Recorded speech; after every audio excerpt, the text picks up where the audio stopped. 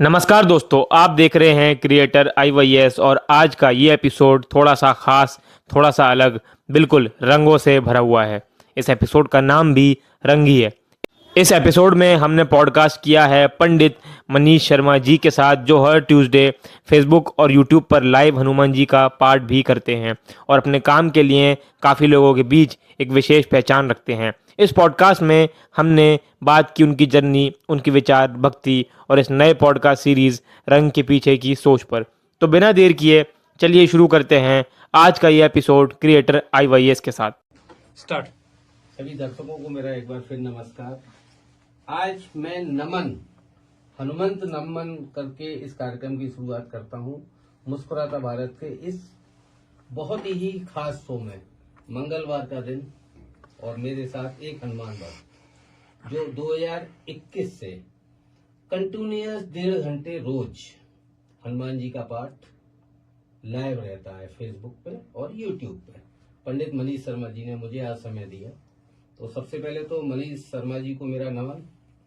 और हनुमान जी के लिए साथ चरण स्पर्श, हनुमान तो हनुमान है और मंगलवार का दिन, तो ये मेरे लिए प्रसाद रूप में मैं इसको ग्रहण कर रहा हूँ। और जो भी इस पॉडकास्ट में मैं आगे बोलूंगा वो शब्द मेरे नहीं है, वो मुझे कोई ना कोई प्रेरित कर रहा है और उसी से मेरे शब्द निकल रहे हैं। आज मेरे साथ मेरी टीम भी है। मैं अजय शर्मा, मेरे साथ गौरव मिश्रा, ऋषि गौड़ और अनुज पाल मेरे साथ हैं आगरा से। इस शो की शुरुआत करते हैं। मुस्कुराता भारत के इस खास शो में पंडित जी आपका बहुत बहुत स्वागत है। इस शो का मैंने नाम दिया है रंग। इस एपिसोड जी पंडित जी, मैं चाहूंगा पहले कुछ अपने बारे में बताएं। राम राम सभी को। मैं पंडित मनीष शर्मा, और जैसा कि आदरणीय भाई साहब ने बोला कि अपने बारे में बताएं, तो बारे में क्या बताना, ये तो एक परिचय का बहुत बड़ा रूप हो जाता है कभी कभी, क्योंकि हमारे साथ ऐसी बहुत सारी कहानियां जुड़ी हैं और जीवन भी एक, मैं तो इसको अद्भुत ही मानता हूँ, क्योंकि हर कोई चाहता है कि मैं इंसान बनूं और दुनिया में आऊं, अच्छे अच्छे संसाधन हो, बहुत अच्छे से जीविका आगे बढ़े। उसका सबसे पहला पार्ट होता है कि हर कोई चाहता है कि जब मैं इंसान बन के आऊं तो बिल्कुल सुंदर हूं, सब चीजें मेरे पास हो, अच्छे से तरीका हो। तो जीवन के बारे में कहूं तो सर कि बचपन जो हमारा था वो बड़ा भयानक स्थिति थी, क्योंकि 2.5 साल की अवस्था में मुझे पैर में एक पोलियो हो गया था। तो उसके कारण जीवन में बहुत सारी ठोकरें देखी और बहुत सारे ऐसे दिन देखे जो आम लोगों से ज्यादा, मैं कहूँगा, कठिनाई के होते हैं। क्योंकि सबसे पहला सुख माना गया है तन सुख। अगर शरीर आपका ठीक है तो आप सारे कार्य अच्छे से कर सकते हैं, लेकिन वो एक हमारे सामने एक बहुत बड़ी एक ऐसी समस्या थी जिसका निवारण भी हमें ही करना था। क्योंकि शरीर में जो रोग लगता है वो डॉक्टर तो इलाज करता ही है, लेकिन फिर भी हमें मानसिक स्थिति उसको ऐसी रखनी पड़ती है जिससे ठीक हो जाए।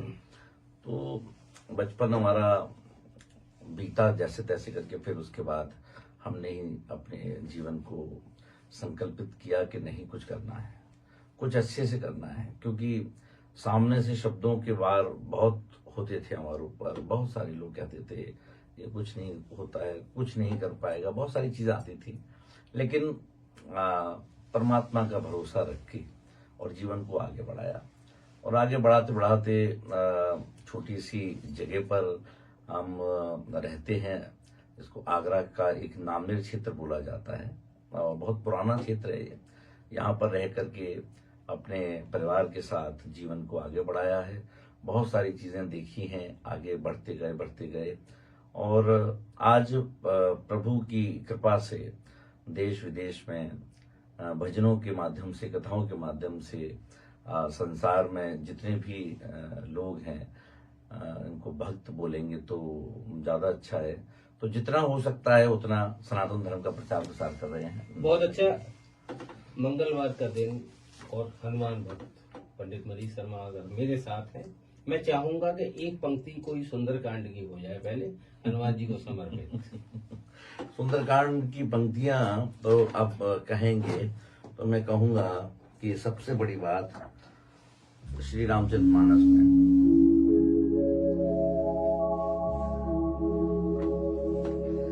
दीन दयाल विरद संभारी हरहु नाथ मम संकट भारी। श्री राम जय जय राम, श्री राम जय राम।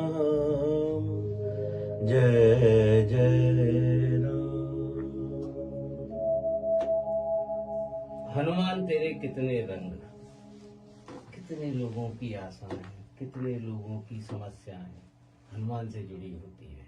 आप हनुमान भक्त हैं, थोड़ा सा मैं हनुमान के बारे में ज्यादा नहीं पूछ सकता। सब जगह है हनुमान, हर लोगों के साथ है हनुमान। हवा में हनुमान, वायु में हनुमान, आकाश में हनुमान, पाताल में हनुमान, और प्रभु श्री राम।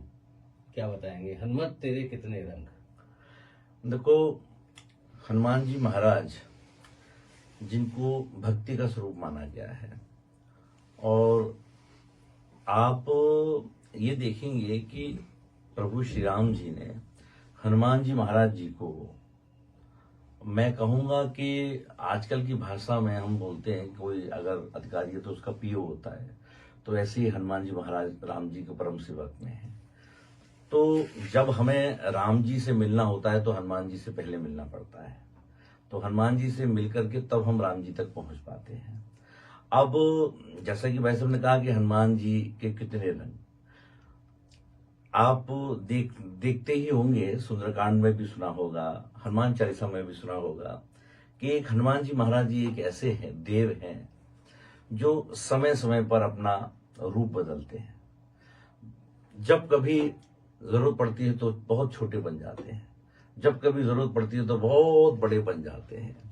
मानो जब जी वो लीला करते हैं तो मुझे तो ऐसा ज्ञात होता है कि ये छोटे बड़े की जो लीला वो दिखा रहे हैं, भले वो किसी भी कार्य को करने के लिए कर रहे हो, लेकिन शिक्षा बहुत बड़ी दे रहे हैं वो, कि मनुष्य को ऐसा होना चाहिए कि जब छोटा बनने पाए तो इतना छोटा बन जाए कि कोई समझ ही ना पाए, और जब बड़े बनने की बात आए तो फिर बड़ा बन के भी दिखाए। तो ये हनुमान जी महाराज की शिक्षाएं हैं। मुझे लगता है लोगों के जीवन में जब आप व्यास गद्दी पे होते हो या हनुमान जी का पाठ जो नृत्य कर रहे हो जी, कैसे रंग आ सकते हैं। नहीं, देखिए, जब हम भक्ति करते हैं तो भक्ति के जो रंग होते हैं ना, बड़े बड़े अनोखे होते हैं।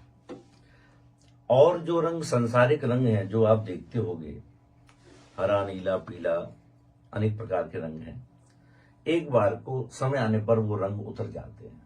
बहुत अच्छा, लेकिन जो भक्ति का रंग होता है, जो भक्ति से रंग प्रकट होता है, वो जिंदगी में कभी नहीं उतरता, बल्कि और वो गहरा होता चला जाता है।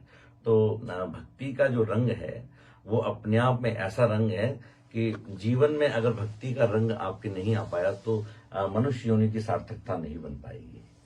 मनुष्य योनि की सार्थकता तभी बनेगी जब हम भक्ति के रंग को अपने ऊपर धारण करेंगे। लाखों करोड़ों आपके प्रशंसक हैं, और जब वो कथा का श्रवण करते हैं या हनुमान भक्ति जो पर डे 1.5 घंटे का आपका प्रोग्राम आता है, इतने लोगों की अपेक्षाएं, इतने लोगों की आवश्यकताएं का बोझ जो होता है, आप व्यास गद्दी पे बैठ के कैसे उस बोझ को रंग में बदल देते हो लोगों के लिए।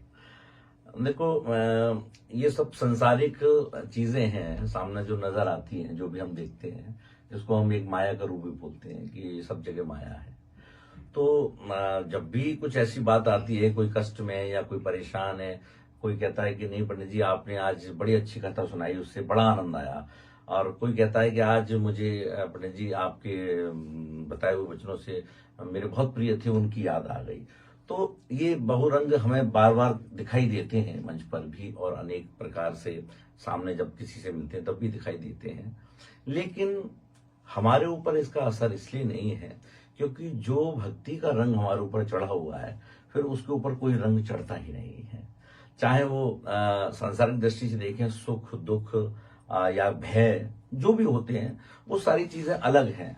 अगर हम देखें तो जो हमारे अंदर विराजमान है आत्मा, जो पंच तत्व से बने शरीर के अंदर है, तो वो परमात्मा का ही स्वरूप है, उनका ही अंश है। श्री रामचरितमानस कहती है ईश्वर अंश जीव अविनाशी। तो ये जो जीव है ना, ये उन्हीं का अंश है। तो जब वो हमारे अंदर साक्षात बैठा हुआ है तो सारी जो मुसीबतें हैं या चिंताएं हैं वो फिर हमारे साथ कैसे हैं, वो हम लेकर के उसका बोझ लेके हम ही चल रहे हैं। लेकिन जब हम नाम जपते हैं, निरंतर नाम लेते हैं, तो जितनी भी वो चिंताएं होती हैं वो सारी की सारी साइड में हो जाती हैं। अगर मैं आपसे कहूं सुनो आगरा जी नाम लेने से पंडित मनीष शर्मा के साथ, जी सुनो भारत, सुनो दुनिया, क्या सुनाओगे, किस रंग में सुनाओगे? मैं तो बस यही कहूंगा कि सुनो भारत के लिए जो टैग आपको दिया जा रहा है, मैं भारत से भी कहूंगा सुनो और दुनिया से भी कहूंगा सुनो। अगर मनुष्य योनि की सार्थकता आपको बनानी है, मनुष्य योनि सार्थक करना है, तो उसके लिए आपको नाम जाप, कोई भी नाम आप साध लो, एक नाम साध लो और नाम जाप निरंतर करते रहो, निरंतर करते रहो। लेकिन एक बात का ध्यान अवश्य रखना, ऐसा ना हो कि मुख में हो नाम और बगल में हो छुरी। ये बात आपने सुनी होगी, बहुत पुरानी कहावत है। तो नाम जाप भी करना है और सात्विक प्रवृत्ति से जीवन को भी आगे बढ़ाना है। ये दोनों चीजें जब एक साथ मिल जाती हैं तो जीवन बहुत दिव्य हो जाता है। सुनो आगरा के लिए कौन सा एक दुआ कहना चाहोगे? मैं तो यही कहना चाहूंगा कि सिया राम मैं सब जग जानी, करहु प्रणाम जोर जुग पानी। संसार के हर एक जीव में, हर एक मनुष्य में आप सिया राम जी का दर्शन करें तो इससे आपका जीवन और ज्यादा दिव्य होगा और ना आपके मन में कभी किसी के लिए गलत भावना आएगी, ना आप किसी के बारे में गलत सोच पाओगे। क्योंकि जब सिया राम का दर्शन हर एक में करोगे तो हमारे सुनो भारत का जो उद्देश्य है वो पूरा हो जाएगा। मनीष शर्मा, पंडित मनीष शर्मा अपने आप से कब बात करते हैं? बात आपकी बहुत सही है। सच बताएं तो हम जो भी करते हैं संसार में या जो भी हम मंच पर करते हैं, हम अपने से ही बात कर रहे होते हैं। क्या बात? क्योंकि जब तक खुद अपने अंदर जो चीजें हम बाहर बता रहे हैं लोगों को या बाहर लोगों तक शब्द पहुंचा रहे हैं, जब तक हम स्वयं में नहीं धारण करेंगे तो ये शब्दों का बताना व्यर्थ है। मुस्कुराता भारत की टीम आपके सामने बैठी हुई है। मैं अजय शर्मा, गौरव मिश्रा, ऋषि गौड़ और अनुज पाल जी। हम चारों लोगों से आप क्या आशीर्वाद देना चाहोगे? हम लोग मुस्कुराता भारत पर काम कर रहे हैं। देखो, नाम लेके चारों लोगों के नाम। आपने नाम बताया अजय मुझे। शर्मा, अजय जी, गौरव मिश्रा जी, ऋषि गौड़ जी, अनुज पाल जी। मैं तो कहूंगा कि हमारे शास्त्रों में वर्णन आता है सनक, सनंदन, सनत कुमार, ये 4 ऋषि हुए हैं जो जिनकी बहुत मान्यता है। और वो 4 ऋषियों के द्वारा जब श्रीमद् भागवत कथा का प्रभाव किया गया था, जब उन्होंने कहा था, तो उससे आज भी हम आनंद ले रहे हैं और उसी से जीवन को आगे बढ़ा रहे हैं। तो मैं तो कहता हूं कि आप लोग ऐसी ही संत प्रवृत्ति से आज आए हैं तो ऐसे ही जुड़े रहें और हमेशा एक बात बस अपने जीवन में धारण करें कि जो अच्छा है, जो अच्छा कर रहा है उसको जन जन तक पहुंचाएं और जो भी गलत हो रहा है उसको भी जन जन तक पहुंचाएं। क्योंकि जब तक दूध का दूध, पानी का पानी नहीं होगा तब तक बात बनेगी नहीं। क्योंकि आजकल आप देख ही रहे हैं कि हर कोई भटक रहा है, रास्ता भटक रहा है और आप लोग ही हैं जो उस भटकाव को दूर कर सकते हैं, सही बात लोगों तक पहुंचाएं। बहुत अच्छा पंडित, आपने समय दिया। जय हनुमान के साथ मैं इस कार्यक्रम को यहीं विराम देना चाहूंगा। आपने समय दिया मुस्कुराता भारत टीम को, बहुत बहुत धन्यवाद। राम राम जी, आपका भी धन्यवाद जो आप समय निकाल के आए। राम राम।